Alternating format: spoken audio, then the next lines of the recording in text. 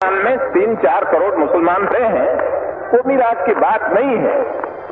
लेकिन बात एक है कि हिंदुस्तान में जो मुसलमान पड़े हैं, वो मुसलमान ने, काफी लोगों ने, ज्यादातर लोगों ने पाकिस्तान बनाने में साथ दिया। ठीक दिया, अभी ठीक है। लेकिन अब एक रोज में, एक रात में क्या दिल बदल गया? वो मुझे समझ में नहीं आता, कैसा बदल गया कि एकदम कहते हैं हम मान लो। तो ये मेरी समझ में नहीं आता। सुना आपने, ये आवाज थी सरदार पटेल की। तारीख थी 3 जनवरी 1948 और जगह थी कोलकाता। सरदार पटेल का जो भाषण आपने सुना है, उसमें वो हिंदुस्तान के उन मुसलमानों की बात कर रहे हैं जो आजादी के बाद भारत में ही रह गए थे। आपने सुना होगा, सरदार पटेल ने कहा कि जो इस वक्त यानी आजादी के तत्काल बाद 3-4 करोड़ मुसलमान भारत में पड़े हैं, उनमें से ज्यादातर ने पाकिस्तान बनाने में साथ दिया था। आपने इस भाषण में सरदार पटेल इस बात पर हैरानी भी जता रहे हैं कि जिन मुसलमानों ने कल तक पाकिस्तान बनाने में साथ दिया था, आज अचानक एक दिन में उनका दिल कैसे बदल गया। दरअसल सरदार पटेल ने इतनी बड़ी बात, इतनी गंभीर बात और इतनी साफ बात ऐसे ही नहीं कर दी थी। हकीकत में इतिहास का ये वो काला सच है जो आज तक आपसे छुपाया गया है। लेकिन आज सच सामने आएगा और आंकड़ों के साथ आएगा। आपने देश के कई चुनावी नतीजों का विश्लेषण पढ़ा और सुना होगा। कभी 77 का चुनाव, कभी 84 का चुनाव, तो कभी 2014, तो कभी 2019 का चुनाव। लेकिन आज मैं विश्लेषण करूंगा 1946 के चुनाव का। वो चुनाव जिसने दुनिया के नक्शे पर पाकिस्तान की नींव रखी, वो चुनाव जिसने जिन्ना के सपने को पूरा किया, और वो चुनाव जिसने 30 लाख मासूम जिंदगियों को मौत के घाट उतार दिया। 1945-46 का चुनाव जो आजादी के ठीक 1 साल पहले हुआ था, उसमें कांग्रेस और मुस्लिम लीग के बीच सीधा मुकाबला था। इन चुनावों में मुद्दा बिजली, सड़क, पानी नहीं था। मुद्दा सिर्फ एक था, अखंड भारत या फिर पाकिस्तान। ये चुनाव 2 तरह के थे, जैसा कि मैंने आपको अपने पिछले वीडियो में बताया था। एक थे केंद्रीय असेंबली के, जिसे आप लोकसभा कह सकते हैं, जिसमें 102 सीटें थीं, और दूसरे थे अलग अलग प्रांतीय असेंबलियों के, जिसे आप विधानसभा कह सकते हैं। इनमें सीटें थीं 1585। इन चुनावों की सबसे बड़ी खासियत यह थी मुस्लिम रिजर्व सीटें, यानी वो मुस्लिम बहुल इलाके जहां सिर्फ मुसलमान ही चुनाव लड़ सकते थे। ये मुस्लिम बहुल इलाके आज के पाकिस्तान में भी थे और आज के भारत में भी थे। हालांकि एकीकृत भारत में मुस्लिम आबादी 24% ही थी, लेकिन मुस्लिम लीग की जिद और कांग्रेस के सरेंडर करने की वजह से करीब 30% सीटें मुसलमानों के लिए आरक्षित कर दी गईं। यानी केंद्रीय असेंबली की 102 सीटों में से मुसलमानों के लिए आरक्षित की गई 30 सीटें, तो राज्यों की असेंबली की 1585 सीटों में से 492 सीटें मुसलमानों के लिए रिजर्व कर दी गई। 1946 के चुनाव में जिन्ना की मुस्लिम लीग ने नारा दिया, लड़ के लेंगे पाकिस्तान, मर के लेंगे पाकिस्तान। तो इन हालात में अब होता है 1946 का चुनाव और आते हैं उसके नतीजे, और ये नतीजे बताते हैं कि किसके बाप दादाओं ने बनाया था पाकिस्तान। जैसा कि मैंने आपको अपने पिछले वीडियोस में बताया था कि केंद्रीय असेंबली की 30 मुस्लिम रिजर्व सीटों में से 30 की 30 पर जिन्ना की मुस्लिम लीग जीत जाती है। वहीं प्रांतीय असेंबलियों में आरक्षित 492 मुस्लिम सीटों में से 429 सीटें मुस्लिम लीग जीत गई। लेकिन बात यहीं खत्म नहीं होती। आपको लग रहा होगा कि इसमें हैरानी की बात क्या है, वो इलाके जो आज पाकिस्तान में हैं, वहां मुस्लिम लीग जीत गई होगी। नहीं, ऐसा नहीं हुआ था। मुस्लिम लीग जीती थी उन शहरों, उन इलाकों में जो आज भारत का हिस्सा है। मुस्लिम लीग ने अपना झंडा गाड़ा था आज के उत्तर प्रदेश में, बिहार में, मध्य प्रदेश में, महाराष्ट्र में, यहां तक कि तमिलनाडु, केरल, आंध्र, कर्नाटक, असम और उड़ीसा में भी मुस्लिम लीग ने अपना परचम लहराया था। ये वो इलाके थे जो कभी पाकिस्तान का हिस्सा नहीं बनने वाले थे, और ये बात वहां के मुस्लिम मतदाताओं को भी पता थी। फिर भी उन्होंने मुस्लिम लीग को वोट दिया। तो आइए अब आपको बताते हैं कि प्रांतीय असेंबलियों के चुनावों में किस राज्य में मुस्लिम लीग को कितनी सीटें मिली। संयुक्त प्रांत यानी आज का उत्तर प्रदेश, जहां की 66 मुस्लिम सीटों में से 54 पर मुस्लिम लीग जीती। बिहार की 40 मुस्लिम सीटों में से 34 सीट पर मुस्लिम लीग ने परचम लहराया। मध्य प्रांत यानी आज के मध्य प्रदेश की कुल 14 मुस्लिम सीटों में से 13 सीट पर मुस्लिम लीग ने विजय प्राप्त की। बॉम्बे स्टेट, जो आज का महाराष्ट्र और गुजरात कहलाता है, उसकी 30 मुस्लिम सीटों में से 30 की 30 पर मुस्लिम लीग ने अपना झंडा लहराया। मद्रास प्रांत, जिसमें आज का तमिलनाडु, केरल, आंध्र शामिल है, उसकी 28 में से 28 सीटों पर मुस्लिम लीग जीती।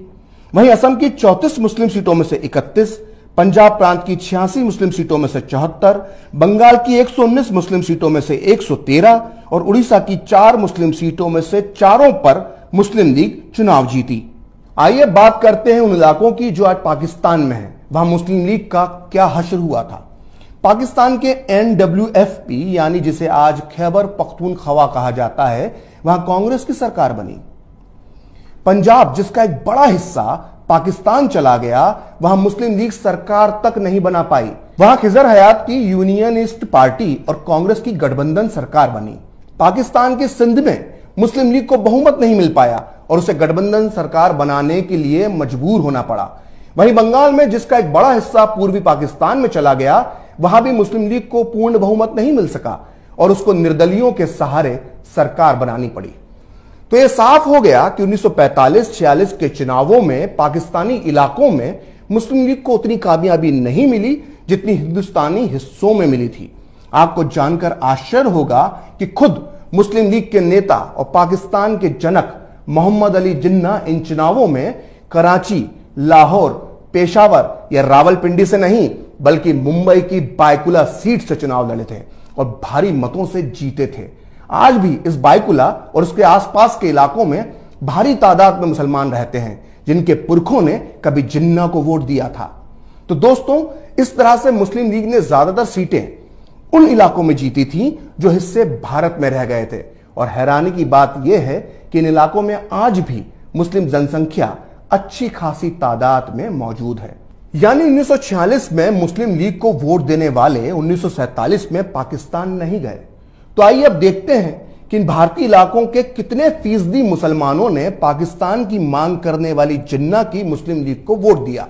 ये आंकड़े बहुत चौंकाने वाले हैं, इन्हें ध्यान से देखिएगा। 1946 के चुनावों में मुस्लिम रिजर्व सीटों पर 89.5% मुसलमानों ने मुस्लिम लीग को वोट दिया। वहीं सिर्फ 4.5% मुसलमानों ने ही कांग्रेस को वोट दिया और बाकी 6% मुसलमानों ने अन्य मुस्लिम कट्टरपंथी पार्टियों को वोट दिया। यानी 1946 के चुनाव में करीब 95.5% मुसलमानों ने पाकिस्तान मांगने वालों को वोट दिया और सिर्फ 4.5% वोट दिया कांग्रेस यानी भारत के पक्ष में। तो सोचिए, भारत की आजादी से ठीक पहले सिर्फ 4.5% मुसलमान भारत के साथ खड़े थे और 95.5% मुसलमान पाकिस्तान जिंदाबाद का नारा लगा रहे थे। अब सवाल यह उठता है कि आखिर भारत के जिन मुसलमानों ने पाकिस्तान के नाम पर वोट दिया, उनमें से कितने लोग पाकिस्तान गए? यह वो सच है जिसे जानने के बाद आप चौंक जाएंगे।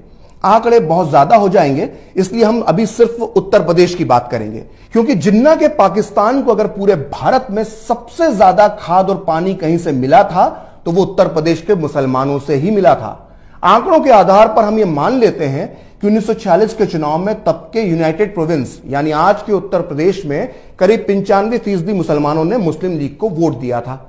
और तब 1941 की जनसंख्या के आंकड़ों के मुताबिक मुस्लिमों की आबादी थी 15.43% और आजादी के बाद 1951 की जनगणना के मुताबिक उत्तर प्रदेश में मुस्लिम आबादी बची थी 14.28%। यानी 1947 के बंटवारे के बाद उत्तर प्रदेश में मुस्लिम आबादी में 1.15% की ही कमी आई। यानी यूपी के करीब 95.5% मुसलमानों ने मुस्लिम लीग को वोट तो दिया, लेकिन उनमें से सिर्फ और सिर्फ 1.15% मुसलमान ही पाकिस्तान गए और बाकी के सारे की सारे यहीं रह गए। अब एक और आंकड़े पर गौर कीजिए। पाकिस्तान में भारत से जाकर बसने वाले मुसलमान यानी मुहाजिरों की संख्या करीब 2 करोड़ है और भारत में रहने वाले मुसलमानों की संख्या करीब 20 करोड़ है।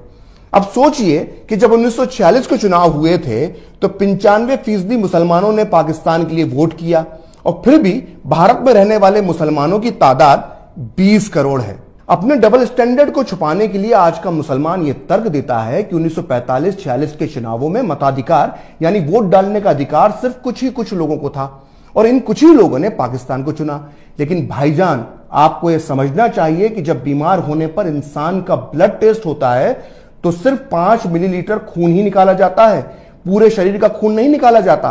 और खून की इन्हीं चंद बूंदों से बीमारी का पता चल जाता है। जैसे 1945-46 के चुनावी वोट सैंपल से यह पता चल गया कि पाकिस्तान नाम की बीमारी किनकी रगों में दौड़ रही थी। अब एक बार फिर सुनिए सरदार पटेल ने आजादी के बाद पाकिस्तान को वोट देने वाले मौका परस्तों के लिए क्या कहा था। कि एक रोज में दिल सबका कैसा बदल गया। तो वो कहते हैं कि हम वफादार हैं, तो हमारी वफादारी में शंका क्यों की जाती है, आपको सस्पिशन क्यों आता है। तो हम कहते हैं भाई हमको क्यों पूछते हो, आपके दिल को पूछो, भीतर पूछो, हमको मत पूछो। वो हमको पूछने की बात नहीं है। लेकिन हमने एक बात कही कि आपने पाकिस्तान बनाया, आपको मुबारक, हमें उसमें कोई दखल देना नहीं चाहते। जब दांत गिर जाए, खट्टा हो जाए, तब गिर जाए, तब पीछे आओ, वहां तक हमें पीछे बुलाना है नहीं, हम बैठे ठीक है। कोई कहते हैं कि हम आखिर पाकिस्तान और हम एक हो जाए। मैं कहता हूं कि मेहरबानी करके ऐसी बात न करो, वहां बैठे रहने दो। तो अगली बार कोई आपके सामने कहे कि हमारे बाप दादाओं ने अपनी इच्छा से हिंदुस्तान में रहने का फैसला किया था, तो उसको 1946 का चुनाव आंकड़ों के साथ बताइएगा। उसको मालूम पड़ जाएगा कि किसका कितना खून शामिल है यहां की मिट्टी में और किसके बाप ने मांगा था पाकिस्तान। 1946 में जिन्ना की मुस्लिम लीग को वोट देने वाले 1947 में पाकिस्तान क्यों नहीं गए, इस पर अगले वीडियो में जरूर बताऊंगा, क्योंकि भारतीय इतिहास में इससे दिलचस्प कहानी कोई और हो ही नहीं सकती। फिलहाल खरी बात प्रखर के साथ में इतना ही। नमस्कार। आप चाहें तो मुझसे जुड़ने के लिए मेरे फेसबुक पेज प्रखर श्री 78 को लाइक कर सकते हैं, और अगर ट्विटर पर आप मुझसे जुड़ना चाहते हैं तो मेरा ट्विटर हैंडल है प्रखर श्री 78।